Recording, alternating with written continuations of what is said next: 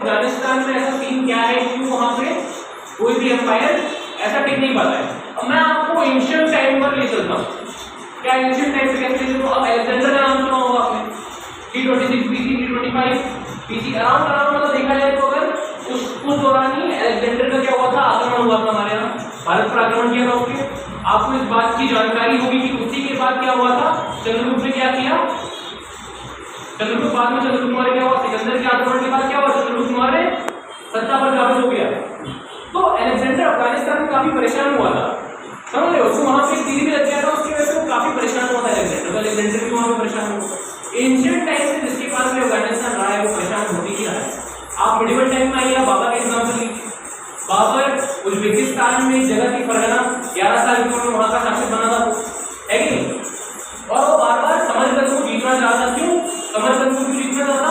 कि समरकंद तैमूर का कैपिटल हुआ था, है कि नहीं? तो बार बार वो उसको जीतना चाहता। और मैं आपको पिछली क्लास में बता चुका हूँ कि तैमूर और मंगोलियन डिसेंट है बाबर का। अपने फादर की तरफ से वो तैमूर से कनेक्टेड है और मदर की तरफ से वो मंगोलों से कनेक्टेड। तो बार बार वो समरकंद को जीतने का ट्राई करता है। एक बार जीत भी जाता है समरकंद को, लेकिन 8 महीने के बाद ही वो समरकंद को खो देता है। फिर एक साल में एकदम होमलेस मेंटेलिटी का गुजारता है।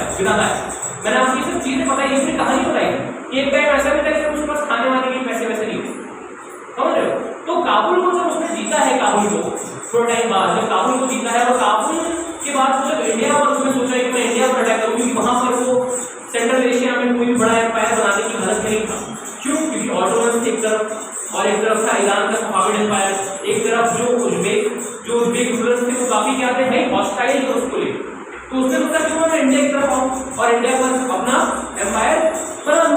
तो 5 बार तक उसने अटैक किया है, 5वीं बार में उसको सफलता मिली बाबर को। और आप देखोगे डिफरेंट जो उसने इंडिया पर एक्सपेडिशन किया है, तो उसी दौरान 1530 के दौरान क्या होता कि काबुल में रिवोल्ट हो गया, और काबुल के रिवोल्ट को दबाने के लिए ही जब वो जा रहा था और रास्ते में उसकी डेथ हो गई। आप ब्रिटेन को देखिए, मैं मॉडर्न पावर का एग्जाम्पल दे रहा हूँ।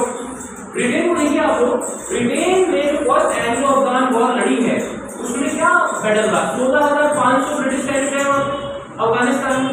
एक टाइम के लिए उनको लगा कि भाई जीत गए हैं वो, लेकिन आप देखो फर्स्ट एंग्लो अफगान वॉर में ब्रिटिशर्स को हार का मुंह देखना था। अकबर खान वहां वाला ट्राइबल लीडर था, उसके नेतृत्व में अफगानों ने ब्रिटिशर्स को पराजित करके भगा दिया। और उसी दौरान शाह सूजा भी मारा गया, जो वहां का अहमद शाह अब्दाली का जो ग्रैंड सन था, है कि?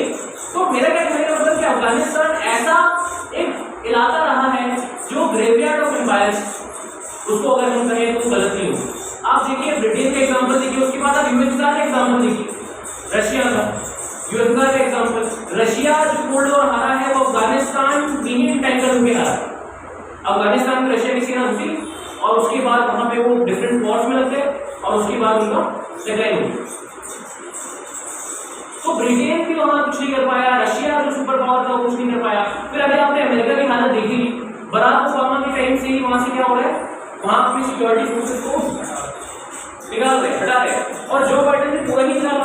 आपने देखा होगा स्पीच का सुना होगा जो बाइडेन का, है कि नहीं? तो अफगानिस्तान क्या रहा है, अफगानिस्तान क्या रहा है, ग्रेवयार्ड ऑफ एम्पायर, समझ रहे हो? तो उसी अफगानिस्तान से मैं आपको कनेक्ट करना चाह रहा हूँ। एक मेडिकल का टॉपिक, मेडिकल हिस्ट्री का टॉपिक,